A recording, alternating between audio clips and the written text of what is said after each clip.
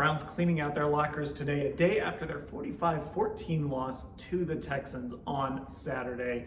Let's start here. Of course, Deshaun Watson, a topic of discussion because Mary Kay, he will be back. Kevin Stefanski said he's rehabbing well. He'll be ready to roll in the spring, and it's full systems go with Deshaun Watson as the starting quarterback next season. It really is. I mean, Kevin spoke in glowing terms about Deshaun Watson today, really stressed and emphasized the fact that he's coming back. They're excited about all of the things that he can do. He cited that second half in Baltimore where he came out of the locker room, came bounding out of the locker room on a high ankle sprain, and then ended up fracturing his shoulder, but still pulled out that victory with a heroic effort.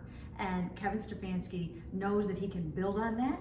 I think they probably will add some weapons, but Kevin is excited to know that he's got a quarterback that can do all of those kinds of things. Yeah, Ashley, he said there aren't many people on earth that could do what Deshaun Watson did in that second half. And obviously, look, we all knew this was coming. We all knew it was going to go back to Deshaun Watson. But this does feel like, okay, the turning of the page now back to the Deshaun Watson era. It really does. And I mean, I thought that was an interesting comment. I think that's the one that's going to stick with me because I think a lot of people feel that way. That the unfortunate part about this season is we maybe saw what this team could look like at its best, minus only Nick Chubb, which of course is a big subtraction in that game against Baltimore. But I agree, it 100% felt like, hey, we're back to Deshaun Watson being the main focus at quarterback of this team. And I'm, obviously a big part of that has to do with the fact that they lost. But like you said, like that's the reality of the situation. I don't think anybody expected any differently. Now, Joe Flacco is still a topic of conversation. We don't know what the future holds for him. Joe doesn't know what the future holds for him. But of course,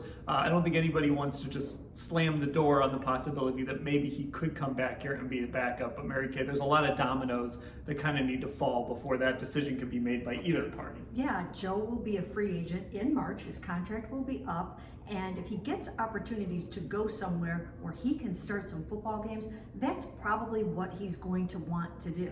Whether he's a bridge quarterback for a year or maybe someone gives him an opportunity to compete with an existing starter or whatever the case may be, I think the number one goal for him is to stay out there on that football field and play while he still has something left in the tank. So that's the goal probably for him.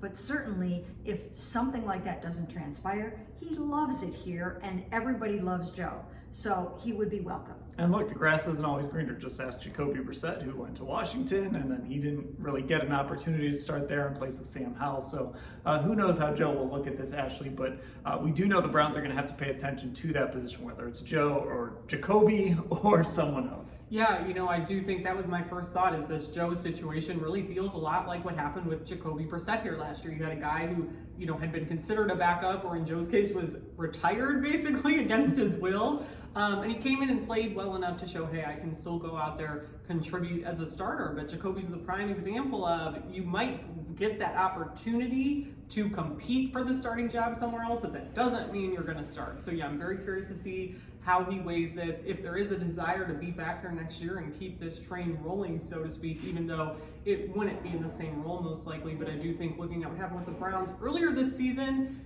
there's no better lesson that backup quarterback really, really matters than this season for them. Now, the Browns lost on Saturday, but they're not done winning, I don't think, Mary Kay. Let's talk a little more about Kevin Stefanski. Let's see how many more cliches I can throw in this video. I think the hay's in the barn. I think he's going to win Coach of the Year. I think it's certainly a well-earned award. Other candidates, maybe Sean McVay, D'Amico Ryans, but some other guys out there. But Kevin Stefanski, it's a regular season award, of course, and he did a great job with this football team considering all the turmoil, all the quarterbacks they had to go through. It seems like that award is going to be coming his way in a couple weeks. Yeah, I think so too. And his biggest challenger, arguably, was probably D'Amico Ryans.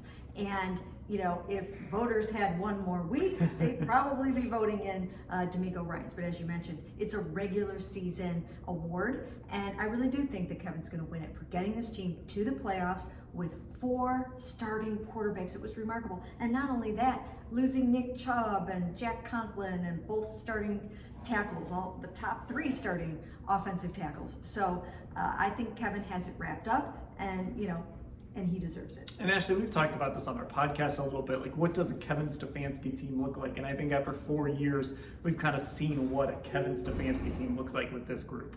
Yeah, but I'm still curious though, because of all of those injuries. Like, I am curious to see what this looks like next year with some of those key guys back, and hopefully having Deshaun Watson for a full year, Nick Chubb being back. All of those absences, I think, do still, like, they did well from a culture standpoint, I think, obviously because they won. Everyone's going to say that.